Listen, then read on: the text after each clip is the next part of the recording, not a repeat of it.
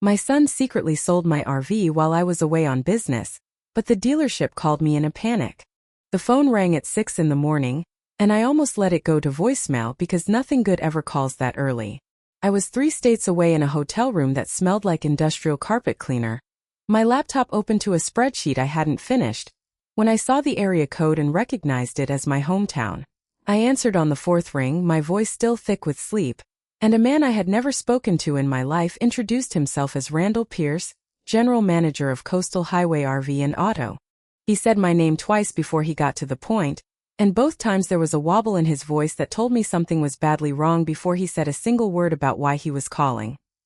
He said he needed me to come into the dealership as soon as I could get there, that there was, in his words, a serious problem with the vehicle my son had brought in 2 days earlier. I remember sitting up so fast the hotel comforter slid off the bed, and I remember asking him very slowly, very carefully what vehicle he was talking about, because my son did not own a vehicle that a dealership would need to call me about. There was a pause on the line, the kind of pause that tells you the person on the other end is choosing their next words like they're defusing something, and then he said 4 words that turned my stomach to ice. He said, "It's your motorhome, ma'am." To understand why those 4 words hit me the way they did, you have to understand what that motorhome meant to me. And to understand that, you have to go back almost 6 years to the spring after my husband Walter died. Walter and I had been married for 29 years, and for 26 of those years we had a running joke about the RV we were going to buy someday, the one we'd take across the country in, the one where he'd finally teach me to back up a trailer without cursing at the mirrors. We never got to buy it together.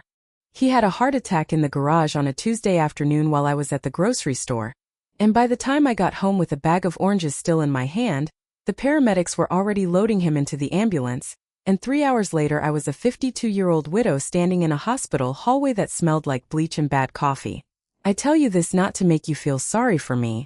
but because it matters to what comes next. 6 months after the funeral, when the house felt too quiet and the grief counselor kept telling me I needed something to look forward to, I drove myself to a dealership 2 hours from home and bought a 32-foot Class A motorhome with cash from Walter's life insurance. And I named her the Wanderer, and I cried in the driver's seat the first time I turned the key, because it felt like keeping a promise to a man who wasn't there to see it kept. That motorhome was not just metal and fiberglass to me. It was the last piece of a dream Walter and I had built together, and it was proof that I could still build things on my own. The year after Walter died, I did not handle grief gracefully, and I think it's important to say that plainly, because too many of these stories pretend the person telling them was some pillar of composure the whole way through. I forgot to pay bills I'd paid on time for 30 years. I sat in parking lots and cried without knowing what triggered it. I threw myself into my bookkeeping practice partly because it was the one part of my life that still made sense,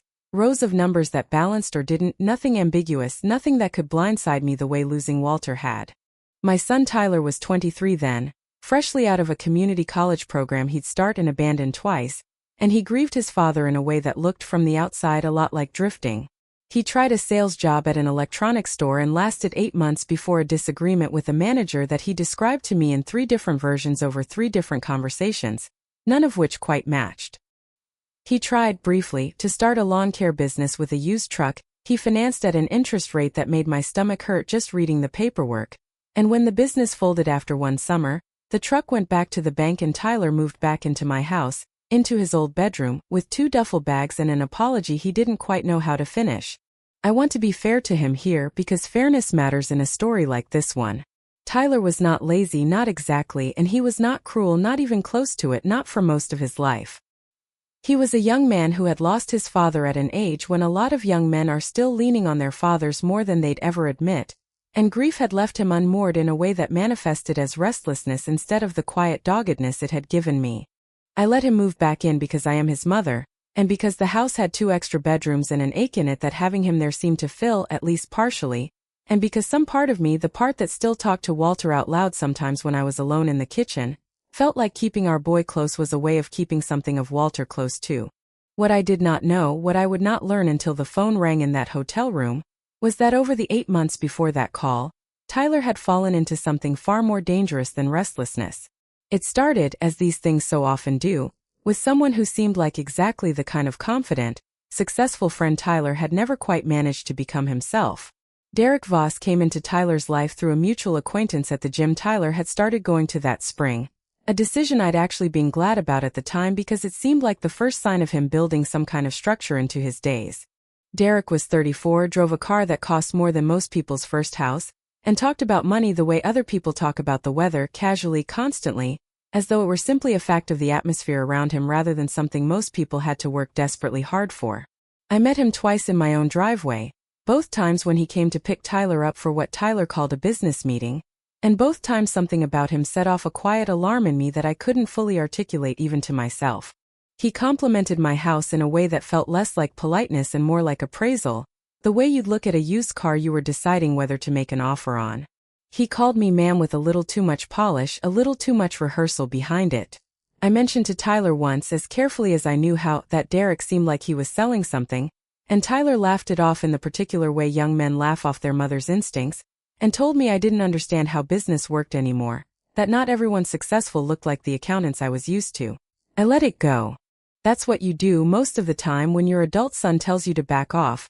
even when your gut is screaming at you not to, and I have thought about that conversation more times than I can count in the months since. What I didn't know was the shape of what Derek was actually selling. It started small and legitimate feeling the way all of these schemes do, because a con that starts with a big ask fails immediately, while a con that starts with a small real win builds exactly the kind of trust that makes the big ask, when it finally comes, feel like a natural next step rather than a leap off a cliff. Derek convinced Tyler to put in $2,000 toward what he called a logistics venture, buying discounted overstock electronics from a liquidation broker and reselling them online, and astonishingly, that first $2,000 actually turned a profit, a modest $1,100 in 6 weeks, enough to feel like proof that Derek knew exactly what he was doing. Tyler told me later, sitting at my kitchen table with his hands wrapped around a coffee mug he never drank from, that first small win was the thing that undid him, because it meant that when Derek came back a month later saying a much bigger opportunity had opened up, a whole shipping container instead of a few pallets,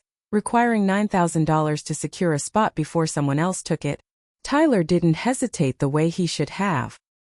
He put in the $9,000, most of it borrowed against 2 credit cards and a small personal loan he never mentioned to me, and this time there was no profit at all because there was no shipping container, because there had never been a shipping container, only Derek's carefully rehearsed urgency and a bank account that briefly held Tyler's money before it disappeared into whatever account Derek actually kept for himself. I want to pause on something here because it matters for understanding what happened next. When a con like this collapses, the con man rarely disappears immediately, because a person who's already lost $11,000 is perversely easier to manipulate than a person who hasn't lost anything yet, not harder. Derek came back to Tyler within days of the failed shipping container deal, not with an apology but with a story about a supplier issue, a temporary setback, and a new can't-miss chance to make it all back and then some, if only Tyler could find $15,000 within the month. Tyler didn't have $15,000. He didn't have $1,500. His credit cards were maxed, his one small personal loan was already spent,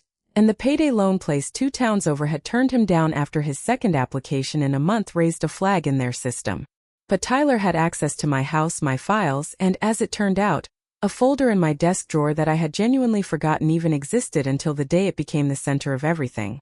I need to explain something here that matters enormously to how the rest of this unfolded, because it's the kind of small forgotten detail that ends up being the hinge an entire story swings on. 3 years before any of this, I'd had a minor gallbladder surgery, and worried about being unreachable for a few days during recovery, I had signed a limited power of attorney authorizing Tyler to handle a narrow, specific set of tasks on my behalf while I was under anesthesia and in recovery, things like picking up mail from the post office, signing for a package the bank needed notarized, nothing broader than that. It was meant to cover exactly 1 week, and it said so explicitly in the document itself. I never revoked it afterward, mostly because I forgot it existed entirely, the way you forget about a spare key you hid under a rock 5 years ago until the day you desperately need it. It sat in a manila folder in my desk, gathering dust, technically still bearing a notary's stamp and my real, legally binding signature. Tyler knew it was there, somewhere in the back of his memory, and in the lowest, most desperate moment of his life,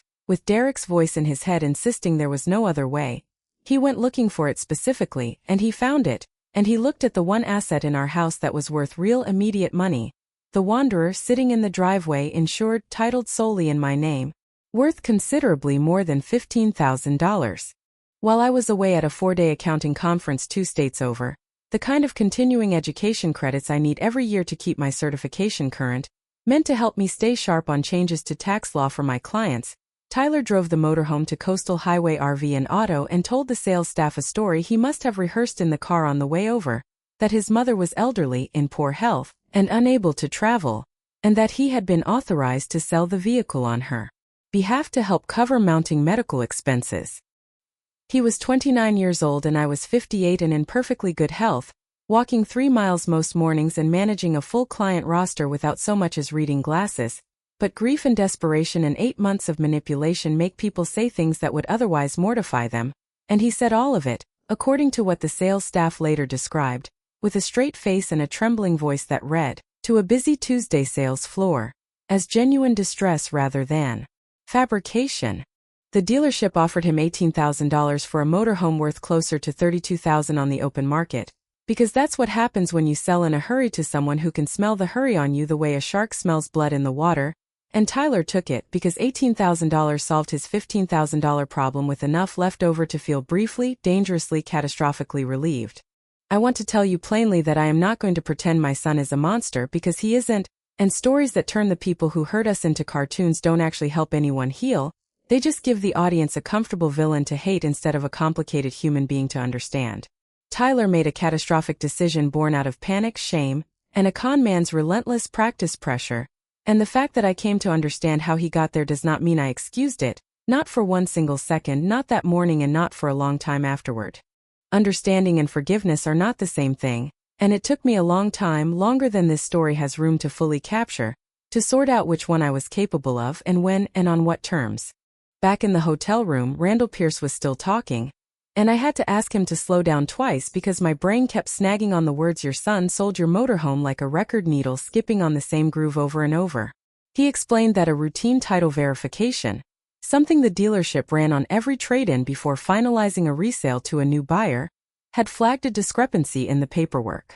The notary stamp on the power of attorney Tyler had presented carried an expiration date that had lapsed 11 months earlier, a detail the sales floor had apparently missed in the rush of a busy Tuesday, but that the finance department's compliance software had caught before the retitle paperwork could be submitted to the state. Worse, from the dealership's perspective, the motorhome had already been resold the very next day to a retired couple from 2 counties over who had paid cash and driven off in it, thrilled beyond words, with absolutely no idea that any of this had happened behind the scenes. Randall's panic, I came to understand over the following weeks, wasn't really about me at all in that first phone call. It was about the very real, very expensive possibility that his dealership had just sold a vehicle it never legally owned to a new buyer, using fraudulent documentation his own staff had failed to catch, and that the exposure sitting on his desk that morning was significant enough that his regional office was already asking pointed questions he didn't yet have good answers for. I told him it was not legitimate. I told him, with a calm that surprised even me in the moment, that I had never authorized any sale of that vehicle, that the power of attorney he was looking at had expired years earlier and had been narrowly limited to postal and medical matters in the first place, and that I would be filing a police report the moment I got off the phone with him. Then I hung up, sat on the edge of that hotel bed, and allowed myself exactly 90 seconds of pure, shaking, silent fury before I made myself breathe deliberately, because I have built a 20-year career on the principle that panic is expensive and documentation is priceless, and I was not about to abandon that principle on the one morning of my life it mattered more than it ever had before. The first call I made was not to Tyler. It was to my sister-in-law's husband, Marcus, a retired detective who now did private investigative consulting and who had, half-jokingly, told me at Walter's funeral years earlier that if I ever needed anything at all, I only had to call. I called. I explained everything I knew in the flattest, most factual voice I could manage, laying it out the way I'd lay out a client's tax situation, and Marcus, bless him, didn't waste a single second on sympathy before he started asking me the kind of questions that actually mattered in that moment. Did I have a copy of the original power of attorney? Did I know the exact date it was signed and notarized? Did the dealership have security camera footage of the transaction? Had I confirmed in writing, in an email or text, that I had never authorized this sale? I had copies of everything because I am, by profession and by temperament, a woman who keeps meticulous records, who backs up her backups, who has never in her adult life thrown away a piece of paper that might someday matter, and for the first time in my life I understood with absolute clarity exactly why that habit existed. It existed for this exact morning, this exact phone call, this exact fight. The second call was to my attorney, a sharp, unflappable woman named Priya Chandrasekharan who had handled Walter's estate years earlier, and who picked up on the second ring even though it wasn't yet 7 in the morning where she was, because I'd texted her the single word emergency 30 seconds before calling, and she had learned over the years to trust that word from me completely. I laid it out for her the same way I'd laid it out for Marcus, methodically, factually, and she told me 2 things in that first call that steadied me more than anything else that entire morning. First, that an expired, narrowly scope-limited power of attorney used to sell a titled vehicle without the owner's knowledge or consent was not some gray legal area open to interpretation. It was straightforwardly, unambiguously fraudulent. Second, that because the dealership itself had failed to properly verify the document before completing the sale, they carried significant liability of their own in this situation, which meant I was not walking into this fight alone, whether Randall Pierce liked it or not, whether his regional office liked it or not. She told me, gently but firmly, not to speak to Tyler yet, not out of any cruelty toward him, but because anything I said to him in the next hour, while I was still raw and reeling and capable of saying something I'd regret forever, could complicate things both legally and emotionally in ways neither of us could fully undo. She told me to let the facts assemble themselves first, to build the foundation before I tried to stand on it. So that's exactly what I did. I did not go home that day. I finished out the conference because walking away from 4 days of continuing education I'd already paid for out of raw panic would have solved absolutely nothing and would have cost me professionally on top of everything else, and because both Priya and Marcus independently of each other told me the same thing. There was nothing productive I could accomplish by driving home in a blind fury with no plan. What I did instead, sitting in a hotel conference room half listening to a lecture on updated depreciation schedules while my hands shook slightly around a cup of bad coffee, was start building a file, the way I'd build a file for any client facing an audit. I requested, by email, a full copy of every document the dealership had on the transaction. I wrote out a precise timeline of the power of attorney, when exactly it was signed, what exactly it authorized, when exactly it expired, cross-referencing dates against my own calendar from 3 years earlier. I texted my banker to flag any unusual activity on any accounts Tyler might conceivably have had access to, and within an hour I discovered the first real gut punch of the whole ordeal. Tyler had also 3 weeks earlier taken out a small personal loan in my name that I had never authorized, using a scanned copy of my driver's license. He must have taken from that same desk drawer during one of his increasingly frequent moments alone in my home office. That was the twist life handed me that I hadn't seen coming and couldn't have prepared for.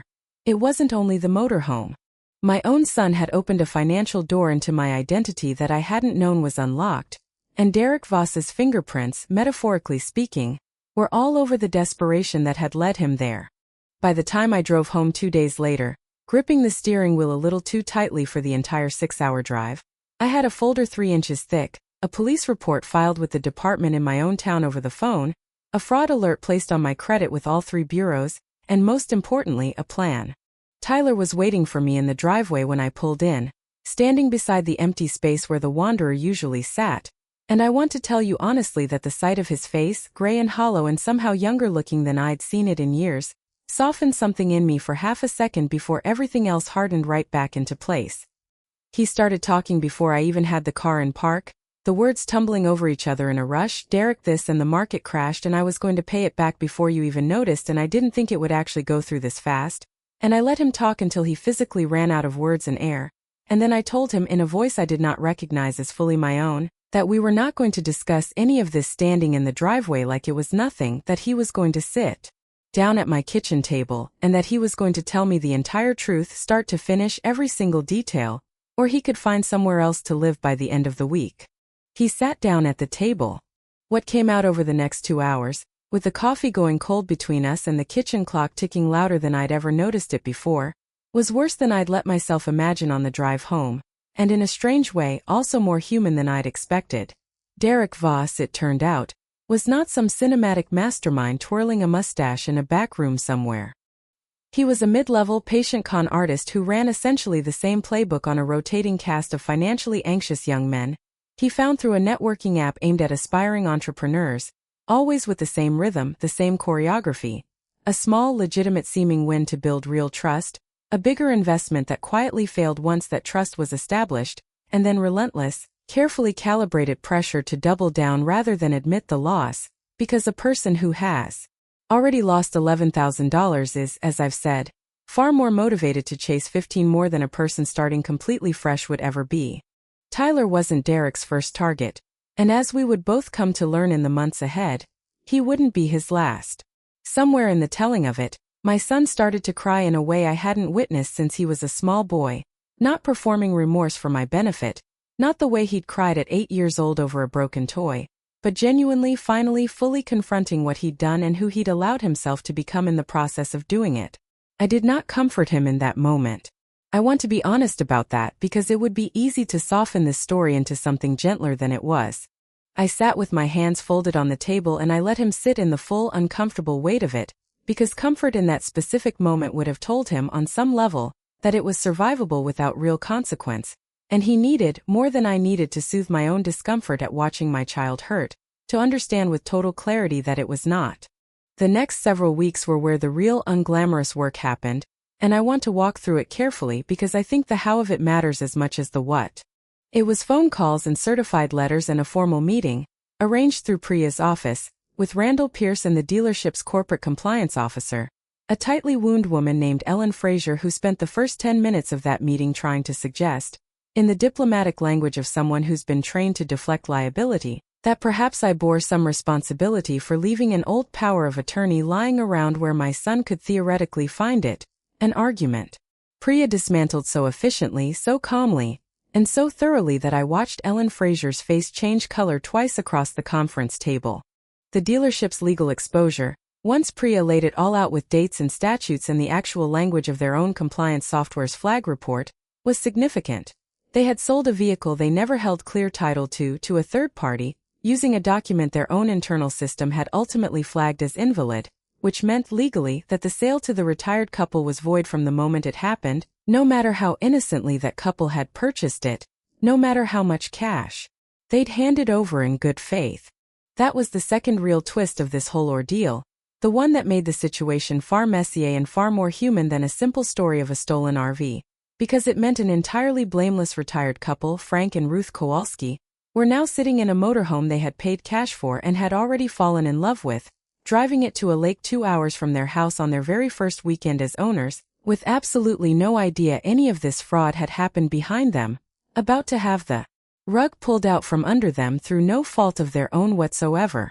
I could have let the lawyers handle that part entirely from a comfortable distance, and there were moments in those first weeks when I badly wanted to, because it would have been far easier not to have to look two innocent, heartbroken strangers in the eye and explain what my own son had done to make their new motorhome disappear. I will remember that phone call for the rest of my life. Ruth Kowalski cried on the line, not out of anger at me, which would have been entirely fair, but out of a particular kind of grief that comes from losing something you'd already let yourself love, the way you grieve a vacation that gets cancelled after you've already imagined every detail of it. Her husband Frank, in a voice that shook with restrained fury he was clearly working hard to keep in check, asked me directly who exactly was going to make this right, because they had sold their previous, smaller camper to afford this one, and now stood to potentially lose both vehicles entirely, left with nothing but an empty driveway and a bad story to tell their grandchildren. I told him the truth plainly, which was that I intended to make absolutely sure the dealership, not the Kowalskis and not me, absorbed the full cost of their own failure to verify the paperwork properly, and that I would not rest, would not sign anything, would not let this matter quietly fade until that happened, because it was the dealership's negligence, not the Kowalskis' good faith purchase, that had put all three of us in this impossible position in the first place. That became the actual strategy in the weeks that followed, and it is the part of this story where the word revenge, if you want to call it that at all, took its real and deliberate shape, not as anger acted out in some dramatic confrontation, but as leverage applied with patience, precision, and documentation. Priya and I, working late into several evenings over her kitchen table with takeout containers going cold between us, built a case that made the dealership's choice starkly clear.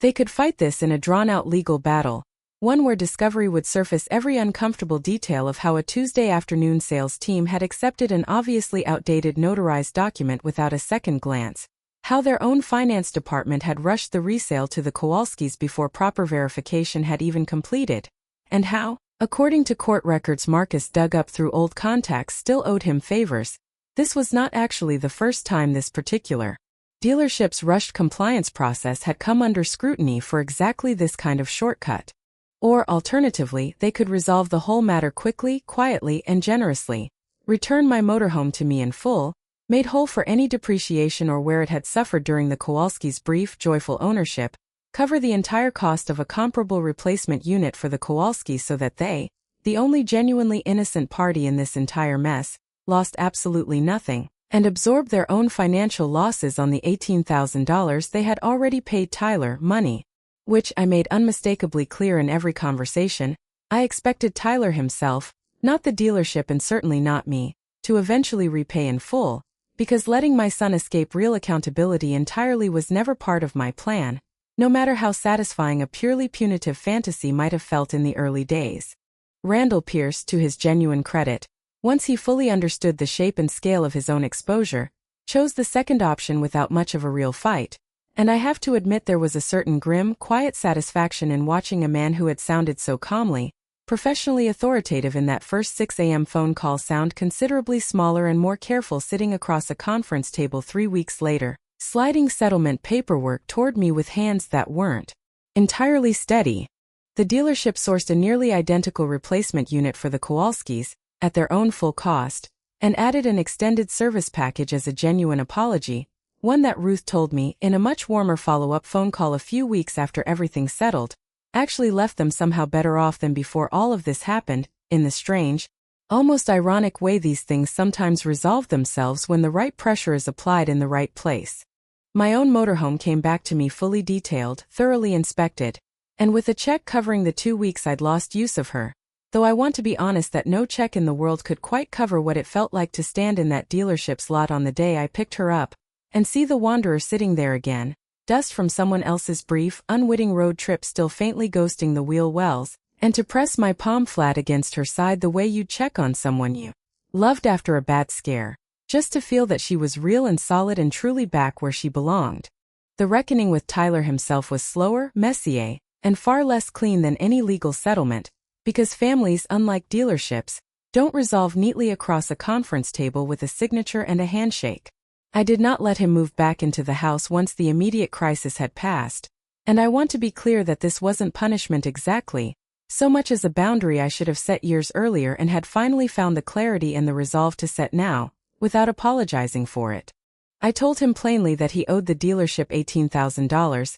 that it was a debt he would repay directly and personally, not something I would quietly absorb behind the scenes to spare him the discomfort of facing it himself, and I helped him, not by writing a check on his behalf, but by using every bit of professional skill I had built over 2 decades to set up a strict, realistic, month-by-month repayment plan with a legitimate consumer credit counselor, the exact kind of structured plan I would recommend to any client of mine who walked into my office in over their head and genuinely wanting a way out. It took him just over 2 years to pay it off completely, working extra shifts at a warehouse job he hated for most of that first year and gradually didn't hate quite so much once he realized month after month that he could actually follow through on something genuinely difficult and come out the other side of it still standing, still himself, maybe even a slightly better version of himself than before.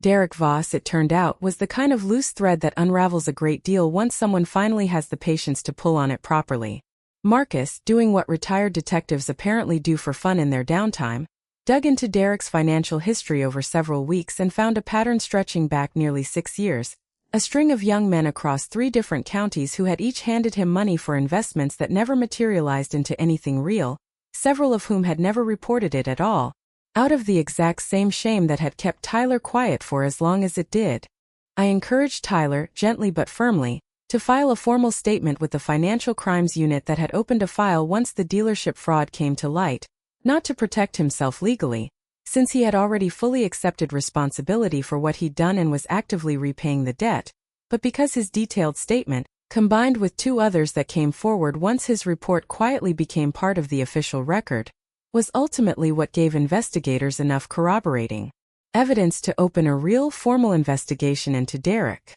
I won't pretend I know every procedural detail of how that case moved through the system, because it unfolded slowly through channels I wasn't personally part of, over nearly a year with delays and continuances and all the ordinary friction of the legal process. But I do know that eventually Derek Voss was formally charged with multiple counts of fraud, And I know that when Tyler heard the news over the phone from Marcus, he didn't celebrate the way I might have expected, didn't punch the air or laugh with relief. He just sat very quietly for a long time afterward, the way you do when you finally fully see how close you came to being permanently defined by someone else's manipulation, and how narrowly you managed to climb back out of it instead. I wish I could tell you that Tyler and I went back to exactly how things were before all of this, but grief and betrayal simply don't work that way, and honestly, the more I've sat with it, I'm not entirely sure I would have wanted that anyway, because the way things were before included a forgotten power of attorney sitting in an unlocked drawer and a level of unexamined, automatic trust one had extended without ever once checking whether it was still warranted. What we built instead slowly over the better part of 2 years was something slower to form but sturdier once it took hold. He calls me now before he makes any decision involving money over $100, not because I demand it of him or check up on him, but because he asked me on his own initiative to help him build that specific habit as a kind of self-imposed accountability, and that small deliberate practice tells me more about how much he's genuinely grown than any spoken apology ever could have. He moved into a small studio apartment 11 months after everything happened, paid for entirely with his own warehouse paychecks, no help from me, and the day he handed me a spare key so I'd always have a way in if something ever happened to him, I had to excuse myself to the bathroom for a minute so he wouldn't see me cry over something that felt simultaneously so small and so enormous at the same time. There is one more piece of this story I feel I should tell you because it happened almost 18 months after that first phone call, and it closed a loop I hadn't even realized was still open. I was at the grocery store on an ordinary Thursday afternoon, and I ran into Ellen Fraser, the dealership's compliance officer who had once tried, across that conference table, to suggest I bore some responsibility for my son's fraud. She looked different out of her tailored blazer, softer somehow, standing there in yoga pants with a cart half full of produce, and she stopped me by the citrus display and told me, unprompted, that the entire incident had ultimately led the dealership's parent company to overhaul their document verification process across all 14 of their locations, requiring live notary confirmation calls on any power of attorney transaction over $5,000. A policy change now internally, referred to half-jokingly among the compliance staff as the Ellison protocol. I stood there in the produce aisle holding a bag of oranges, the same fruit I'd been carrying home the day Walter collapsed 6 years earlier, and I felt something settle in my chest that I hadn't expected to feel, a strange, quiet sense that something genuinely good and lasting had grown out of the worst month of my life, protecting other families I would never meet from exactly what had happened to mine. As for the wanderer, she sits in my driveway right now, exactly where she's supposed to be, freshly washed most Sunday mornings whether she needs it or not, because some habits are less about necessity and more about love. Last spring, nearly 2 years after that panic phone call in a hotel room 3 states away, I finally took the solo trip Walter and I used to joke about for so many years, 3 full weeks along the coast entirely alone with a cooler full of groceries I'd picked out myself and a GPS tracker I still check now purely out of habit rather than fear. I thought, driving those long empty highways with nothing but my own thoughts and the steady hum of the engine beneath me, about how strange it is that the worst betrayal of my life came not from any stranger, not from any Derek Voss of my own, but from the boy I raised with my own hands, and about how the thing that ultimately got me through it wasn't fury, though there was certainly plenty of that in the early days, but the same quiet, stubborn discipline that had gotten me through Walter's death in the first place. Keep your records, know your rights, don't let panic make your decisions for you, and trust that patience, applied carefully and consistently enough, will eventually outlast even the most confident liar sitting across the table from you. Whether that liar is a stranger in a nice car or your own frightened child at his lowest possible moment. Somewhere out there Derek Voss is dealing slowly and through the proper channels, with the consequences of a pattern he apparently believed he could run forever without anyone ever catching up to him. Somewhere closer to home, in a small studio apartment he pays for entirely on his own, my son is still learning the hard and honest way, what it genuinely means to rebuild trust, one small deliberate choice at a time, one phone call before a purchase, one on-time payment, one Sunday dinner where he shows up exactly when he says he will. And somewhere on a stretch of coastal highway with the windows rolled down and the radio turned low, I am still driving the motorhome my husband and I once dreamed about together on countless ordinary evenings, still keeping the promise I made to him the day I first bought her, and still, after everything that happened, exactly, deliberately, and finally where I always intended to be.